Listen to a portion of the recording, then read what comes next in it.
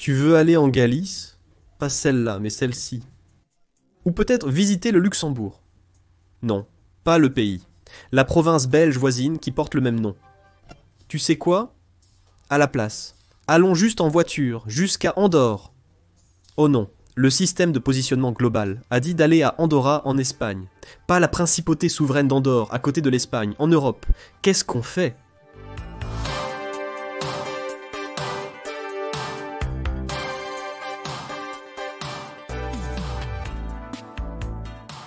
Sur le continent, de nombreux lieux portent le même nom. Nous avons Valença au Portugal, mais aussi Valence en Espagne, ou celle en Irlande. Si elles sont toutes nulles, on peut toujours essayer Valence en France. Désormais, certaines sont liées. Celles que j'ai mentionnées plus tôt, comme Luxembourg en Belgique et le Luxembourg lui-même, par exemple. Mais certaines n'ont aucune connexion, comme l'Ibérie, un ancien royaume datant de 300 ans avant Jésus-Christ, qui existait là où se trouvent aujourd'hui la Géorgie et l'Arménie, et qui n'a absolument rien à voir avec la péninsule ibérique. La péninsule tire son nom d'un terme utilisé par les Grecs et les Romains pour décrire les habitants pré-romains de la péninsule, en particulier le long du fleuve Ibérus. Dans le Caucase, Ibérie était le nom gréco-romain du royaume de Kartli.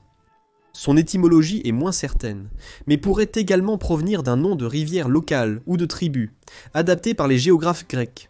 Dans ce cas, il s'agirait donc d'une origine fluviale similaire, bien que sans lien entre elles.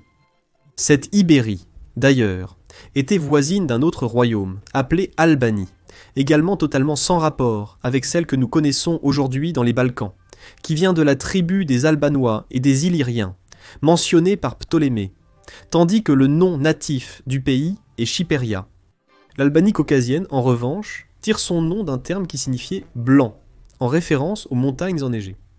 Donc, dans cette vidéo, j'ai pensé qu'il serait intéressant de découvrir quelques-uns de ces exemples et de comprendre pourquoi tant d'endroits en Europe partagent un même nom.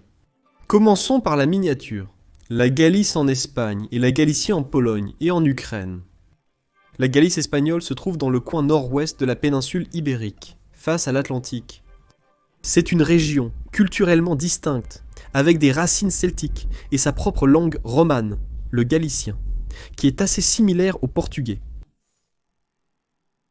Le nom Galice vient de la province romaine Galaetia, nommée d'après les Galétis, un groupe de tribus celtiques, probablement issu d'une racine proto-indo-européenne, Gal, signifiant puissance ou bravoure.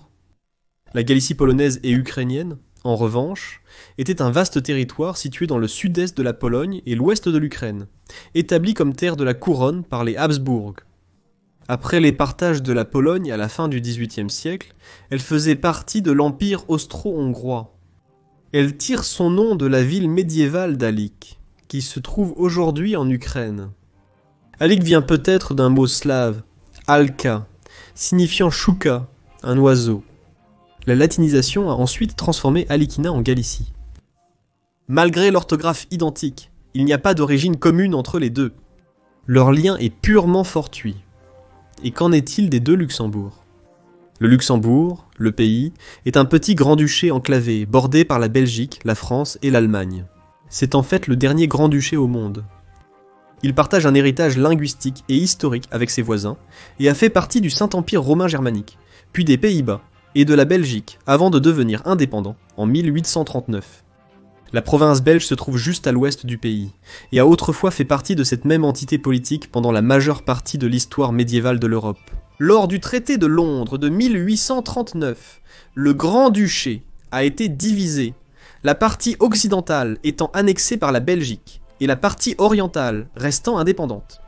Les deux noms proviennent du latin médiéval, Lucilin-Burruc, qui signifie petit château, en référence à une fortification du Xe siècle.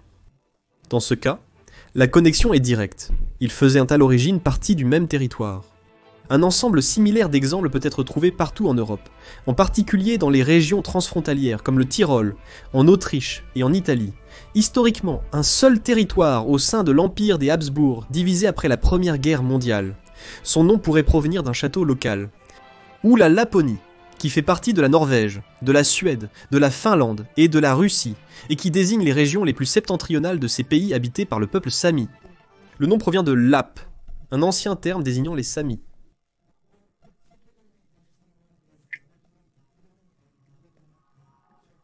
Gallipoli est une péninsule de Turquie située dans sa partie européenne.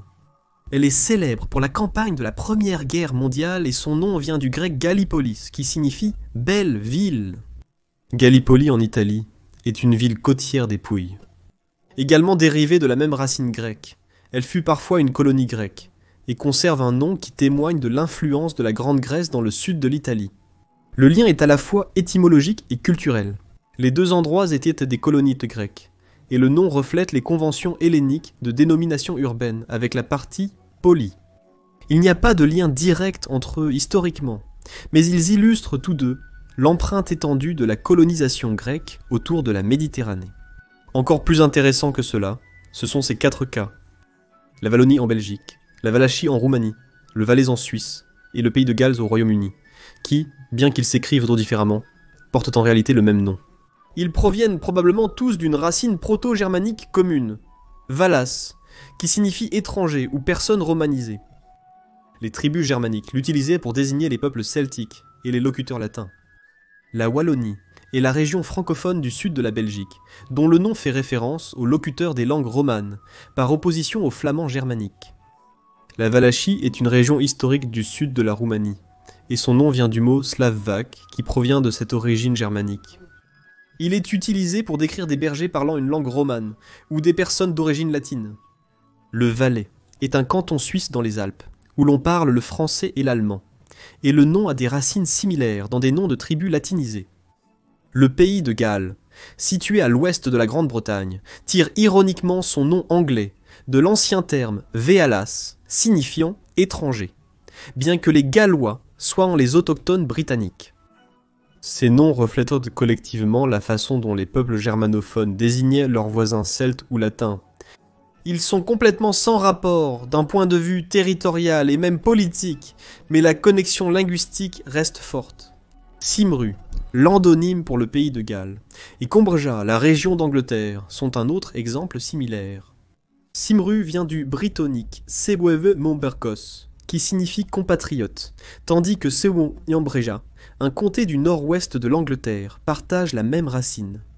Elle faisait autrefois partie du royaume britannique de Reged, puis de Swambraland, la terre des Samru. Les deux noms viennent de la même identité ethnique des Bretons autochtones qui ont résisté à la conquête anglo-saxonne. Au fil du temps, Seabek Combria est devenu anglo-scandinave, tandis que le Cymru a mieux préservé sa langue et son identité nationale. L'Écosse est aujourd'hui un pays du Royaume-Uni. Les noms reflètent un héritage linguistique et culturel celtique autrefois partagé. En plus de l'autre que nous avons mentionné au début, Andorre le pays et Andorre la petite ville en Espagne. La principauté d'Andorre est un pays souverain, bien que ses chefs d'État soient techniquement le président français et un évêque espagnol. Elle se trouve dans les Pyrénées, entre la France et l'Espagne. Son nom provient probablement d'une racine pré-romaine, basque ou ibérique. Cela signifie peut-être sanctuaire ou forêt, peut-être aussi avec une racine arabe, et cela pourrait également provenir du nom biblique de la vallée d'Andorre. Il y a aussi Andorre, une ville dans la région d'Aragon en Espagne.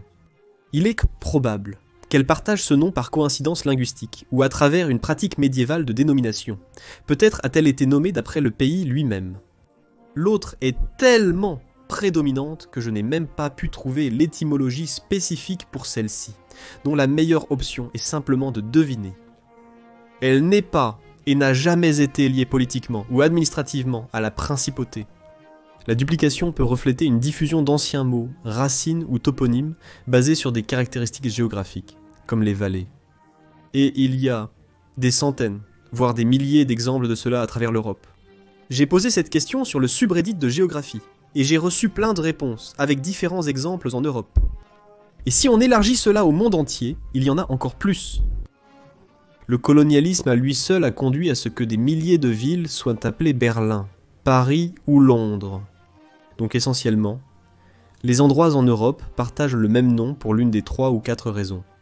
Soit ils appartiennent à la même région historique, et, malgré une frontière moderne qui les divise aujourd'hui, chacun a gardé le même nom. Peut-être qu'ils ne sont pas adjacents, et ne partagent pas d'histoire commune. Mais l'étymologie, l'origine et la signification du nom sont par coïncidence les mêmes. Ou bien l'un a été nommé d'après l'autre, lui rendant hommage. Ou peut-être qu'ils le partagent simplement par coïncidence, sans aucun lien. Connaissez-vous d'autres lieux portant le même nom? Dites-moi. Merci d'avoir regardé. À la prochaine pour plus de culture générale.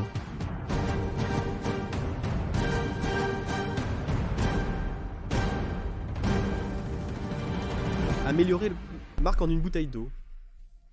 Parce qu'il fait environ 40 degrés cette semaine et mes cheveux sont un peu incontrôlables, alors je vais porter une casquette. Pour cette vidéo, et je suis sous un angle différent. Parce que c'est toujours très chaotique ici, mais ça va